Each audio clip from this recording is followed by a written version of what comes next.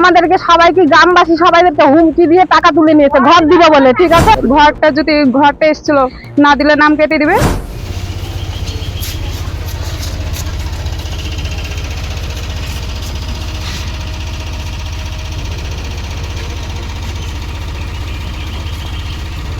ও আমাদেরকে সবাইকে গ্রামবাসী সবাইকে হুমকি দিয়ে টাকা তুলে নিয়েছে ঘর দিবে বলে। ঠিক আছে, তবে যে 5,000 করে দিয়েছে, এমন কি একটা ফ্যামিলিতে যে খেতে পায় না, তার দিন চলে না, সে ছাগল কিনে বন্ধন তুলে সোনা গয়না বন্ধক দিয়ে এমনকি ভিটেকে বন্ধক দিয়ে পর্যন্ত টাকা দিয়েছে। সভাতেই নাই, এক কথা পার্টিগত হিসাবে খাটাখাটনি করে সেই প্রসন্ন ডাক্তার।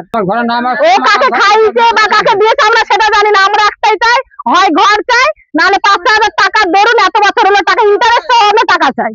অবশ্যই আমরা শাস্তি চাই। ও কাকে দিয়েছে না জানি না, ও টাকা দেখে নিয়ে আসুক।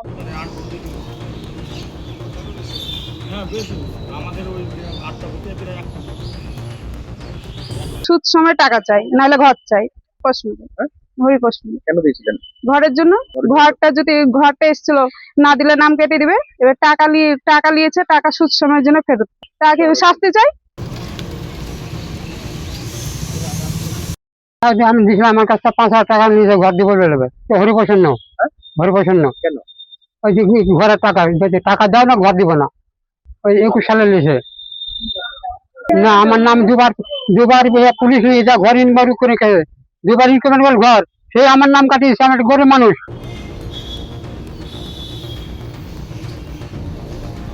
বাংলা আবাস যোজনায় যে ঘরের লিস্ট ছিল উপভোক্তাদের, তাদের প্রত্যেকের কাছ থেকে টাকা তোলার 5,000 টাকা তোলার একটা প্রেশার ছিল। সেখানে বাবা নারাজ ছিল, বাবার ইচ্ছে ছিল না, বাবাকে প্রেসারাইজ করে জোর করে টাকাটা তোলানো হয়েছে। তখন বাবা কোনোভাবে টাকা তুলবে না। কে তুলিয়েছে বলতে ওপর মহল থেকে প্রেসার করেছে, আমার মা যেটা বললেন। তারপরে হচ্ছে টাকাটা মেম্বাররা তুলে বাবার হাতে দেয়, বাবা আবার অঞ্চল সভাপতির হাতে পৌঁছায়। এবার টাকাটা কারা ভাগ করেছে, কোথায় ভাগ হয়েছে সেটাও আমরা বলতে পারবো না, কিন্তু এর সঠিক তদন্ত হোক।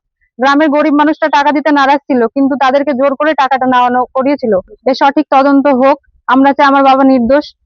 জোর গলায় বলতে পারবো যে বাবা কোনো দোষী ছিল না, স্বচ্ছ রাজনীতি করেছে, আর রাজনীতি স্বচ্ছভাবে করেছে বলেই জনগণ ভালোবেসেছে, এতদিন ধরে রাজনীতিটাকে টিকিয়ে রেখেছিল। কিন্তু যখন দেখলো যে মানে জিনিসটা দুর্নীতি হচ্ছে, তখন বাবা এখান থেকে বেরিয়ে যায়, এবং আমরা বাবাকে বলেছি যে এই রাজনীতিতে থাকতে হবে না। 5 বছর থেকে বাবা রাজনীতির সাথে কোনো যোগাযোগ রাখেনি।